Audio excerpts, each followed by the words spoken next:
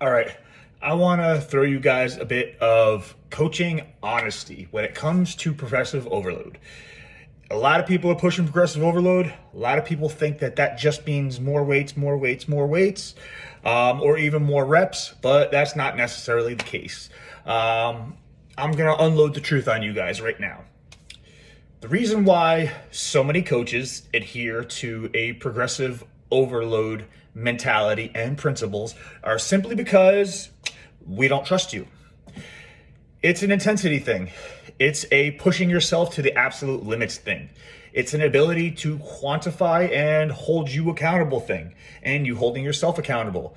If you have a quantifiable goal, an absolute number, or an absolute rep range with a certain weight that you have to hit, then you know that if you've never done it before, or if you didn't do it last week but you're close, then you're gonna really dig the fuck in to make sure you hit that number or make sure you hit those reps. That's just our way of making sure that you train your fucking ass off. Because if you don't train your ass off, you're not gonna get results.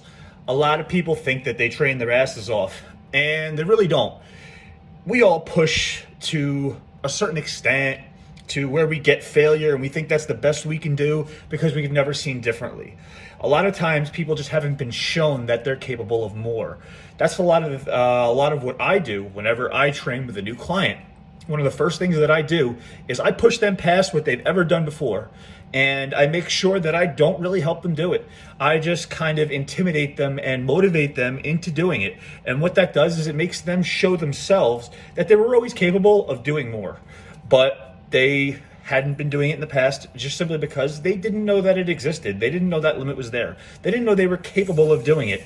Just like the first time somebody ran 100 meters in 10 seconds. It had never been done. But once it had been done, everybody did it. Not everybody, but a lot more people did it. Simply because now they knew it was possible. So once you are shown a new level of intensity and a new level of your ability to push yourself, then you know you're capable of more. And our way of controlling that and ensuring that you grow is by giving you quantifiable numbers. So that's where the whole progressive overload thing came from. Now, progressive overload simply means anything beyond our current capabilities, going beyond what we did last week, pushing that intensity. Now, it doesn't matter if you do it in the 20 rep range. It doesn't matter if you do it with supersets, drop sets. It doesn't matter if you're pre-exhausted. It doesn't matter, period.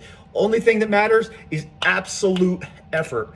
And older bodybuilders who have developed their neural connections and abilities a little bit more can push themselves harder and further into sets than beginners. And advanced bodybuilders don't even necessarily need to go to true failure because we're able to activate that level of connection, muscular fiber recruitment, and just put that effort in from the very first rep. So we could do multiple sets of maybe one rep short of failure, and we will grow. Now, for a lot of you beginners and intermediates, that's not the case because you can't recruit your muscle fibers in motor units, which is a bundle of fibers, to the extent where you're going to grow. You don't push yourselves that hard. You don't have the ability to. So chasing numbers is a good way to hold yourself accountable and grow.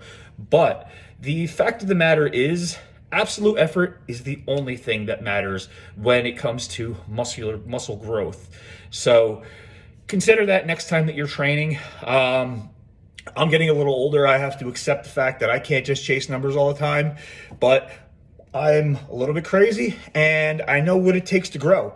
And I know that if I don't push myself hard enough, I'm not going to grow. So even if I say pre-exhaust with leg extensions, I'm still going to push my leg sets as hard as humanly possible. Am I going to lift as much weight? No. Am I going to have a quantifiable number? No, because who knows how much I took out of myself with those leg extensions. So I'm not always going to have a baseline to establish where the rest of the leg workout is going to be a set number that's a fair number with a set, baseline level of fatigue where I know that if I beat this number or I beat this weight, I'm going to grow. All I know is I have to push and push and push past pain barriers, past tolerance. If you don't get nervous jumping into a set, you're not ready to push yourself. because it's got to fucking suck. It's got to be miserable. And you've got to draw everything you've got out of yourself in order to make that effective and get the stimulus to grow. So that's the truth about progressive overload. Doesn't have to be weight, doesn't have to be reps. It just has to be absolute effort. And the main reason why most coaches are pushing it, we just don't trust you to push as hard as you can, or we don't think you have the capabilities to push to the point where you're going to get that. Now, a really good fail-safe for this, a really good method to use is simply a train partner. Somebody that's going to push you, somebody that's there to spot you. You're not afraid to go for that extra rep. You're not afraid to up the weight a little bit. You know you've got a spotter. You know you got somebody to help you with the weight. So you're going to be able to push a little bit more because you feel like you have that help, that safety, that assistance. It's not necessarily mandatory, but the fact of the matter is, you got to be pushing yourself to the brink of your limits in order to grow, but it doesn't necessarily mean you have to get stronger or you have to get more reps. That's not the truth. It helps. It's not the only way. Absolute effort is the way.